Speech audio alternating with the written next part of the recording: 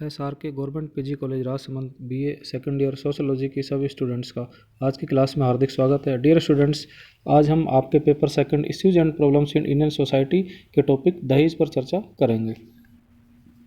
दहेज, भारत में दहेज की समस्या। हिंदू विवाह से संबंधित समस्याओं में दहेज की समस्या एक प्रमुख समस्या मानी जाती है। दहेज नहीं लाने के कारण अनेक नवविवाहित स्त्रियों को प्रताड़ित किया जाता है, यहाँ तक कि उनका मर्डर तक भी कर दिया जाता है। और इनके जो न्यूज़ समाचार पत्रों में, न्यूज़पेपर्स में और अन्य सोशल मीडिया के जो माध्यम है उनके द्वारा हम आए दिन सुनते और देखते रहते हैं। तो इसके लिए उन्हें उनके पति, सास ससुर और जो वर पक्ष के दूसरे सभी लोग हैं उनके द्वारा अनेक प्रकार के ताने और बातें सुनने को मिलती हैं। अतः आज दहेज प्रथा को समाप्त करने के लिए सरकार या जागरूक नागरिक विशेष रूप से प्रयत्नशील है, परंतु इस दिशा में अभी भी बहुत कुछ करना बाकी है। इसलिए आज के इस टॉपिक में हम दहेज की समस्या को विस्तार से अध्ययन करेंगे। दहेज का अर्थ एवं परिभाषा। दहेज का अर्थ सामान्यतः उस राशि, वस्तु या संपत्ति से लगाया जाता है जिसे कन्या पक्ष विवाह के अवसर पर वर पक्ष को प्रदान करता है। नवीन वेबस्टर जो शब्दकोश है इसमें इसे इसी अर्थ में परिभाषित किया गया है कि दहेज वह धन, वस्तु और संपत्ति है जो एक स्त्री विवाह के समय पति के लिए लाती है। चार्ल्स विनिक और मैक्स रेडिन ने भी दहेज की परिभाषा अपने शब्दों में इस प्रकार से दी है कि दहेज वह बहुमूल्य वस्तु या संपत्ति के रूप में दी जाती है जो वर पक्ष विवाह के समय कन्या पक्ष से प्राप्त करता है। परंतु ये सभी जो दहेज के अर्थ हैं ये सही अर्थ नहीं है। अगर माता पिता धार्मिक परंपराओं से प्रेरित होकर स्वेच्छा से अपनी कन्या व वर पक्ष को कुछ धन या मूल्यवान वस्तुएं देते हैं तो उसे दहेज नहीं कहा जा सकता। दहेज निरोधक अधिनियम 1961 में दहेज को इन शब्दों या इस प्रकार से परिभाषित किया गया है कि दहेज का अर्थ कोई ऐसी संपत्ति या मूल्यवान निधि है जो विवाह करने वाले दोनों पक्षों में से एक ने दूसरे पक्ष को अथवा विवाह में भाग लेने वाले दोनों पक्षों में से किसी पक्ष के माता पिता या अन्य व्यक्ति ने दूसरे पक्ष के माता पिता या किसी अन्य व्यक्ति को विवाह के अवसर पर या विवाह से पहले या विवाह के बाद विवाह की शर्त के रूप में दी हो या देना मंजूर किया हो। अतः कानूनी रूप से दहेज का अर्थ किसी भी ऐसी संपत्ति अथवा मूल्यवान वस्तुओं से है जिसे विवाह की एक शर्त के रूप में विवाह से पहले, विवाह के समय या बाद में एक पक्ष को दूसरे पक्ष के लिए देना आवश्यक होता है। दहेज को वरमूल्य भी कहा जाता है। यह एक प्रकार से वर की कुलीनता, संपन्नता, शिक्षा, व्यवसाय आदि के आधार पर निश्चित किया हुआ मूल्य ही होता है। इस प्रकार से हमने दहेज का अर्थ और इसकी परिभाषा को समझा। और नेक्स्ट हम जानेंगे दहेज प्रथा के कारण कि कौन कौन से वो कारण हैं जिसके कारण इस दहेज प्रथा को बढ़ावा मिलता है या जिसके कारण ये दहेज प्रथा आज इस हालत में आ गई है। तो दहेज प्रथा के कारणों में से कुछ कारण महत्वपूर्ण कारण हैं, जैसे अनुलोम विवाह, अंतर्विवाह, संयुक्त परिवारों में स्त्रियों का शोषण, विवाह की अनिवार्यता, धन के महत्व में वृद्धि, महंगी शिक्षा प्रणाली। ये कुछ ऐसे कारण हैं जो दहेज प्रथा के कारण हैं। अनुलोम विवाह। अनुलोम विवाह के चलन से उच्च कुल के लड़कों की मांग बढ़ती गई और उच्च कुल के लड़कों के पिता ऐसी स्थिति में बड़ी बड़ी धनराशियों की मांग करने लगे। इस प्रकार से दहेज प्रथा का उदय हुआ। अंतर्विवाह। अंतर्विवाह के नियम के कारण किसी भी कन्या का विवाह उसी की जाति के या उपजाति के पुरुष से होना आवश्यक था। इस कारण विवाह का क्षेत्र सीमित हो गया और एक जाति के भीतर योग्य वरों की संख्या कम हो गई। इसके कारण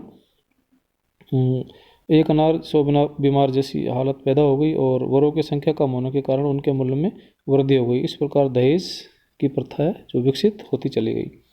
संयुक्त परिवारों में स्त्रियों का शोषण। स्मृति काल तक स्त्रियों की स्थिति अत्यधिक दयनीय स्थिति थी। संयुक्त परिवारों में जो वधू थी उन वधुओं को प्रताड़ित किया जाता था। ऐसी स्थिति में माता पिता कन्या को अधिक से अधिक दहेज देने लगे ताकि उसे पति के परिवार में अधिक प्रतिष्ठा मिले। इससे प्रारंभ में तो लाभ हुआ, परंतु आगे चलकर यह धन प्राप्त करने का एक साधन, संस्थागत साधन बन गया और इससे दहेज प्रथा को बढ़ावा मिला और ये दहेज का एक कारण बन गया। संयुक्त परिवारों में स्त्रियों का शोषण, ये एक कारण इस तरह से दहेज का बन गया।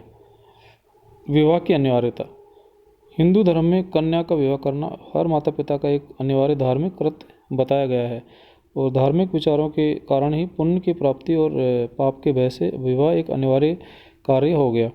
परंतु विवाह की अनिवार्यता उन कन्याओं के पिताओं के लिए समस्या बन गई जो कुरूप होती है और शरीर में कुछ ऐसी कमियां होती है जो उनके विवाह में बाध्यता पैदा करती हैं। ऐसी कन्याओं से कोई पुरुष उसी स्थिति में विवाह करता है जब उसे इससे बड़ा आर्थिक लाभ हो। तो ऐसी कन्याओं के विवाह की समस्या को सुलझाने के लिए माता पिता बड़ी मात्रा में धन देने लगे और इसी ने बाद में दहेज प्रथा का रूप ले लिया।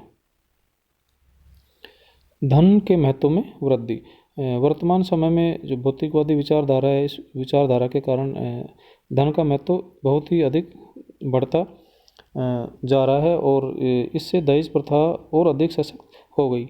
आज धन सामाजिक प्रतिष्ठा का आधार हो चुका है और इसी कारण विवाह जैसे पवित्र संस्कार को भी एक तरह से धन प्राप्ति का साधन समझा जाने लगा है। इस तरह से धन के महत्व में वृद्धि भी एक दहेज की दहेज प्रथा का कारण बन गया। महंगी शिक्षा प्रणाली, माता पिता अपने बच्चों को उस शिक्षा विशेषकर जैसे चिकित्सा या कोई प्रौद्योगिकी तकनीकी शिक्षा आदि दिलाने के लिए बहुत अधिक आर्थिक व्यय करते हैं। इस शिक्षा में हज़ारों रुपए खर्च करने पड़ते हैं। अतः लड़के के माता पिता उसके विवाह के द्वारा इसकी क्षतिपूर्ति करने का प्रयास करते हैं ताकि खर्च की गई राशि वापस मिल सके। इस प्रकार से कुछ ऐसे कुछ कारण थे जिनसे दहेज प्रथा का रूप जो आज हम देख रहे हैं ये सामने आया है। दहेज प्रथा के दोष या कुप्रभाव, दहेज प्रथा के जो कुछ दोष हैं और उसके क्या कुप्रभाव पड़ते हैं, इनका अध्ययन हम विस्तार से अभी करेंगे। तो इसमें पहला जो हम कुप्रभाव जो देखते हैं वो है पारिवारिक संघर्ष। दहेज प्रथा अनेक पारिवारिक संघर्षों एवं तनाव को जन्म देती है। दहेज कम मिलने पर जो नववधू है उसको तरह तरह से कष्ट दिए जाते हैं, उसे हर समय दहेज का उलाना दिया जाता है। इससे नववधुओं में हीनता की भावना जन्म लेती है और उनका जीवन बड़ा ही कष्टदायी हो जाता है।